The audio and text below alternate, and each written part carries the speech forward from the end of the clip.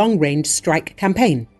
The Wall Street Journal reports that Ukraine said the strike targeted fuel depots and glide bombs, which Russia has made a key weapon in its recent offensive to poke holes in Ukrainian defenses. Russian authorities in Volgograd said a drone crash had sparked a fire at a military airbase in the town of Marinovka.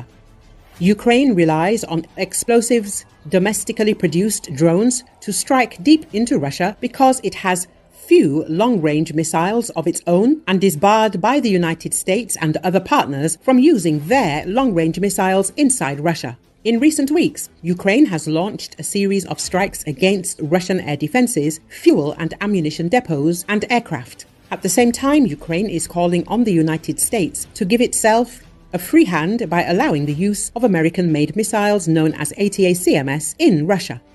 Our Ukrainian drones work exactly as they should, but there are things that cannot be done with drones. Unfortunately, we need other weapons, missiles, Ukrainian President Volodymyr Zelensky said. The intensified drone campaign in Ukraine comes as Kyiv's forces seek to consolidate control over a swathe of Russian territory they seized during a lightning invasion of the Kursk region. Zelensky said Russia's muted response to the Kursk incursion showed that Western fears of escalation were exaggerated. If our partners lifted all current restrictions on the use of weapons on Russian territory, we would not need to physically enter, in particular, the Kursk region to protect our Ukrainian citizens in border settlements and eliminate Russia's potential for aggression. Any further delay on the part of our partners in long-range weapons de facto becomes, perhaps, the most effective support for Russia's offensive potential, Zelensky said. The Biden administration eased restrictions on the use of American weapons after Russia invaded the northern Ukrainian region of Kharkiv again in May, allowing Kyiv to fire artillery and short-range missiles from HIMARS launchers at command posts, weapons depots, and other targets across the border. But the policy did not give Ukraine permission to use long-range ATACMS missiles inside Russia. Since then, Ukraine has stepped up its drone strikes, but by targeting air bases deep inside Russia, Ukraine could force Moscow to move its air defense systems away from frontline areas.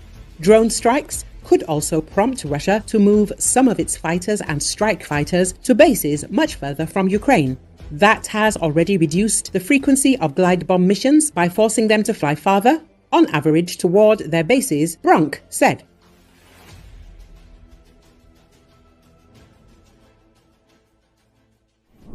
Mykola Malamuz, general of the Ukrainian army and former head of Ukraine's foreign intelligence service, asserts that recent successful strikes by Ukrainian forces on Russian airfields reveal a significant gap in Russia's air defense capabilities. He shared these insights on Espresso TV.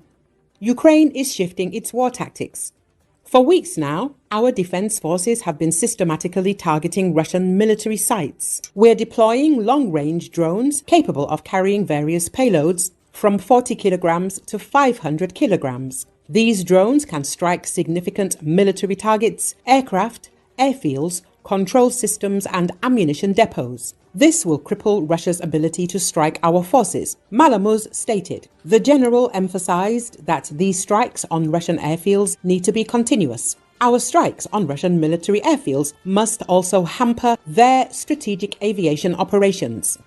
These bombers launch attacks on our territory from airfields in the Murmansk region and beyond. Systematic strikes on Russian airfields are crucial as they threaten the destruction of aircraft and fight control systems.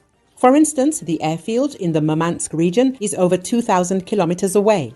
Notably, the Russians lack robust air defense at these airfields. Only now are they beginning to bolster anti-aircraft defenses around their airfields, he added.